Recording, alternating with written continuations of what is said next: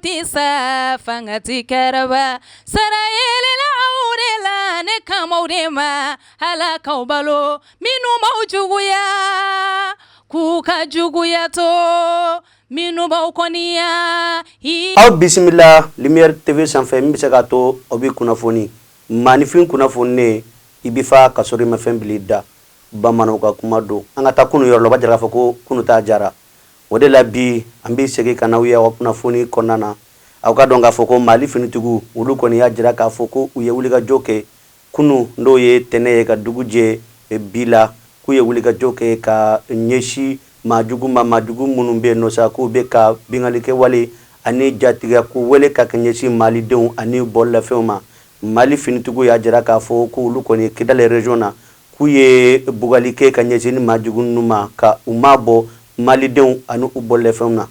n'an bɔra yen hali sisan an b'a ta an ka kɔrɔnfɛ n'an ka cɛmancɛ yan fan na i bɛna ye k'a fɔ ko fɛn min kun ye carburant ye n'o ye tajiko ye a kun gɛlɛnnen bɛ kosɛbɛ a wari kun cayara waati dɔ la kosɛbɛ mais bi bina sa ko lettre bi taa 60 plutôt ka taa bila 70 la ko caman kɔni bɔra la ni waati na précisément yɔrɔ min bɛ wele ko Bankas o mara la n'an bɔra yen halisa an bɛ to an ka jamana in kɔnɔ ayi bina ye k'a fɔ ko activité de la semaine nationale min bɛ kɛ an ka jamana in kɔnɔ précisément maison de la presse olu ye nin hakilina sigi sisan ka a mɛnna dɔɔni u bɛ ka nin kɛ san o san ka daminɛ le 3 mai ka taa bila le 10 mai malidenw b'i sigi k'u hakilinata fɔ surtout kunnafoni ko kan o de la i bɛna ye k'a fɔ ko kunu kɔni wulikajɔ ni baaraw bɛɛ lajɛlen k'u kɛra ka ɲɛsin bɔlɔlɔsira masinjugu minnu bɛ yen n'u b'a wele ko liya kɔni baaraw kɛra o kun kɔnɔna na o de la manifin caman bɛ yen u y'u hakilinata di ka faamuyali sɔrɔ min bɛ se ka to lafiya o kɔni bɛ se ka na an ka jamana in kɔnɔ surtout kunnafoni di ko sira fɛ n'an bɔra yen an bɛ taa an ka jamana kɔnɔ halisa an bɛ taa dire fan fɛ dire ka denmisɛnninw kɔni minnu bɛ yen nɔ sa k'u ka wulikajɔw ka bɔ kosɛbɛ u cɛsirilen don min bɛ se ka to an balakaw surtout an denmusow olu bɛ se ka kalan kɛ cogo min na u kɔni ye wulikajɔ kɛ k'o baaraw kɛ jɛkuluba dɔ bɛ yen o kɔni de kɛra sababu ye k'u dɛmɛ nin baara in na min bɛ se ka to baara in bɛ ɲɛ u bolo jɛkulu in de tɔgɔ ye ko NRC n'i y'a ta k'a lajɛ nin wulikajɔ ni nin baara in bɛɛ kun tɛ fila ye koyi an denmuso ni an balimamuso bɛ se ka école kɛ ka se a se yɔrɔ la sabula i b'a ye k'a fɔ ko généralement Mali musow n'u mana kalan daminɛ surtout an denmuso ka se niveau dɔ la u bɛ se ka kalan bila ten hali sisan n'an bɔra yen an bɛ to an ka jamana in kɔnɔ i bɛna ye k'a fɔ ko politique ko sira fɛ politikimɔgɔw kɔni ni jamana marabaw tɛ ka ɲɔgɔn faamu fewu ɲɔgɔn sama o kɔni bɛ fan bɛɛ la n'i y'a ta k'a lajɛ an balimakɛ dɔw bɛ yen nɔ sisan n'o ye Sɛnta Barakala ye bi na an filɛ don min na bi yɛrɛ a ka video dɔ bɛ ka circuler réseaux sociaux sanfɛ fan bɛɛ bɔlɔlɔsiraw kan n'a bɛ ka a bɛ fɔ min ma ko incitation à la haine n'o de ye ko ni politikimɔgɔ ninnu kɔni k'u bɛ bɔ k'u hakili tɛ min na k'o bɛ bɔ a la o ɲɔgɔn sama a n'o kuma kɔni cayalen bɛ réseau sanfɛ bi na o de la an b'a ɲini jamana marabaw fɛ u ka fɛɛrɛ bɛɛ sigi sen kan min bɛ se ka to a kalmi ani dɔn ka bɔ sira kelen fɛ ani ɲɔgɔn faamuyali ani malidenw bɛ se ka ɲɔgɔn faamu ka dɔ da kelen fɛ ka bɔ da kelen fɛ o ka sɔrɔ an ka jamana in kɔnɔ lafiya an mɔgɔ b'o de la maa si mɔgɔ tɛ mankan na bilen sabula jamana in a sɛgɛnnen don a tɔɔrɔlen don o fana kɔfɛ hali sisan an ka jamana in kɔnɔna na jamana marabaw kɔni n'i y'a ta k'a lajɛ u ka wulikajɔ n'u ka baaraw o kɔni bɛ ka kɛ min bɛ se ka to terrorisme bi kɛlɛ ka ban an ka jamana in kɔnɔ AES sigi kun ye o de ye wa n'i y'a ta k'a lajɛ jamana saba min u tɛ ka ɲɔgɔn ma AES kɔnɔna na olu kɔni ka wulikajɔ n'u ka baaraw bɛɛ ɲɛsinnen b'o ma terrorisme bɛ se ka kɛlɛ ka bɔ an ka jamana ninnu kɔnɔ cogo min na an bɛ se ka lafiya cogo min na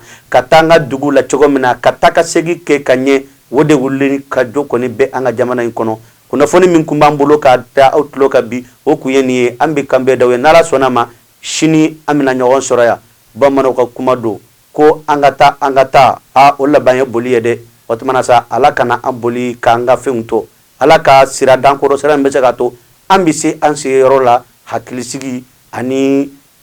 jasigi o kɔnɔna na a ye kan bɛn n'Ala sɔnna ma sini nin kɛnɛ kelen in kan. Europe Maliens Lumière TV maaw kun kan bɔra tuguni Ala ni ko information yɛrɛ i ko Lumière TV ni ko farikolo ɲɛnajɛ o kunnafoni i ko Lumière TV ni ko ko dumanw jamana kunkan ko ba fɛn o bɛ dugu in kɔnɔ n'i bɛ fɛ o information yɛrɛ sɔrɔ i ko Lumière TV nka an bɛ nin bɛɛ la Maliens ko belebeleba bɛ yen nɔ nouvelle duman ba dɔ bɛ yen surprise mondiale o mun ye o ye Lumière TV anniversaire de ye cɛ ko bɛ dugu la Maliens ayiwa ɲinan kɔni an kɛn bɛ ka programme bɔ programme min kɔni non ni n ka cɛ bɛɛ bɛ nin yɛrɛ sɔrɔ a kɔnɔ programme min bɛna daminɛ mun de la o ye farikolo ɲɛnajɛ n'o bɛ daminɛ le 7 juin comédien journaliste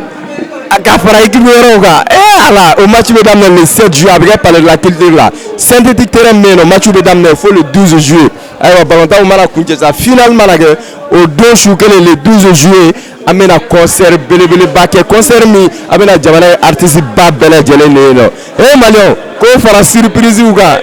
ala Lumière TV ma n'aw tɛ jɔn de bɛ ɲɛ maliyɛnw sa ayiwa ne geribu fanba ne ni n ka jama an kɔni bɛ yen nɔ ne t'aw ta dɔn dɛ ayiwa a ye bɛɛ ko kɔnɔkulu an ka ɲɔgɔn sɔrɔ Café des Arts kɔnɔna la an ka nin ko in kɛ ko dumanba ye ala Lumière TV k'an bɔ dibi la k'an bila yɛlɛ la. balimakɛw n balimamuso électronique de jɔyɔrɔ bɛ aw la